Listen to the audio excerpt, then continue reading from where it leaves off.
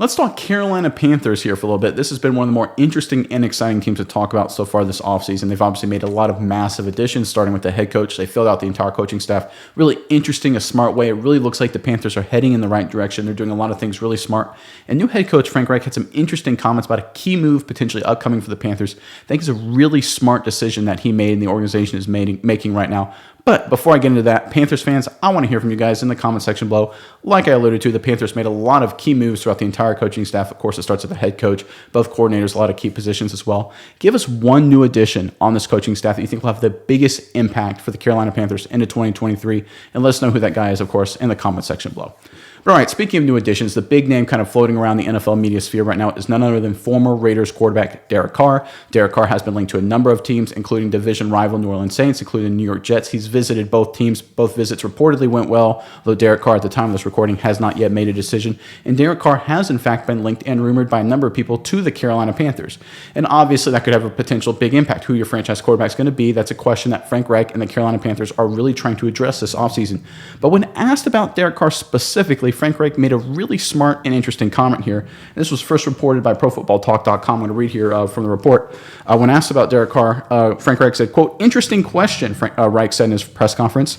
"We're really literally sitting down with the guys today. First staff meeting will be tomorrow, but I've kind of met with guys individually saying, here's what we're doing. Step one, let's evaluate our roster. So we're really just starting that process. So step two, evaluate the free agents. Everybody got their list. Step three, now we're going to the college guys." So that process has literally just begun. So really not ready to discuss the specifics of that because we're really just beginning.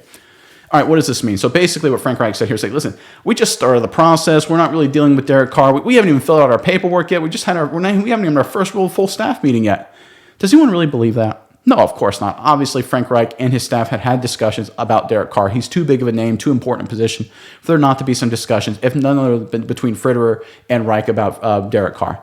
So what does that mean for the Carolina Panthers here? It means Frank Reich is doing everything in his power to not sound desperate. And that is really, really smart. Because if you look at the New Orleans Saints and you look at the New York Jets, they did everything in their power to reach out to Derek Carr as quickly as possible, to get him to visit in the building as quickly as he possibly could. The Saints were actually involved in potentially trading with Derek Carr from the Raiders a few weeks ago before he was officially, or I don't think it's officially happened yet, although it will happen, him being released by the Las Vegas Raiders.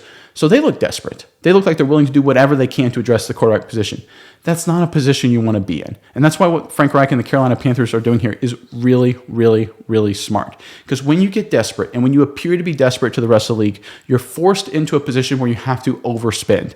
You have to give up a lot of capital. You have to, whether it's draft capital or dollars. I'll give you a great example. Go back to last offseason. How about the Cleveland Browns? Everyone knew, and they didn't do anything to hide it, that they were desperate for a quarterback position. They felt they had a great roster, felt like they were a championship roster. They just needed to be better at quarterback. Baker Mayfield wasn't their guy.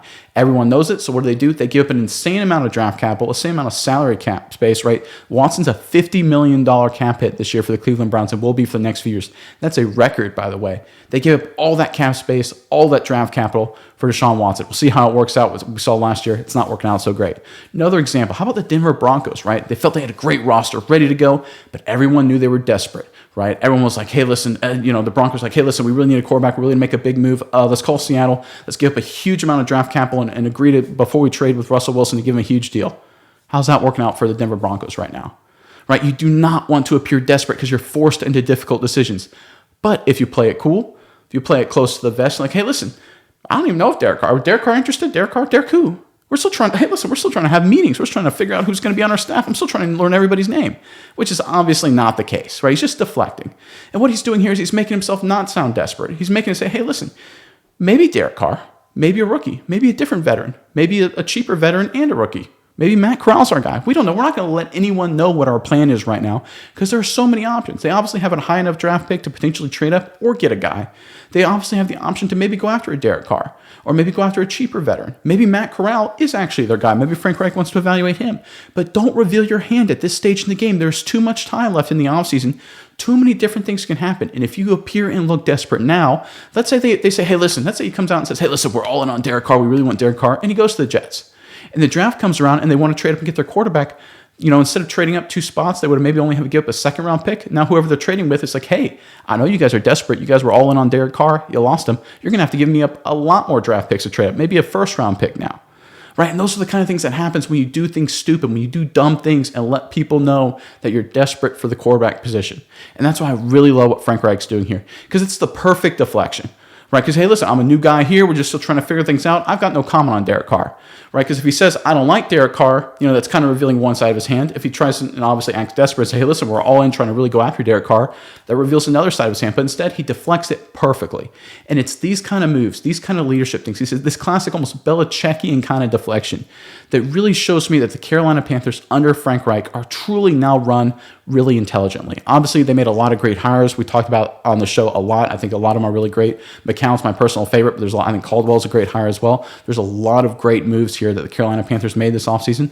But I think when you look at moves like this, like playing really smart, not revealing your intentions, playing it close to the vest, those are the kind of things that put you in situations to make smart trades and make smart signings later in free agency. Because I think the right strategy is always play it cool, wait for your moment to strike, and when your opportunity hits, take advantage of it. And that's exactly what Reich and the Panthers are doing right now. And I think it just shows this organization is heading in the right direction.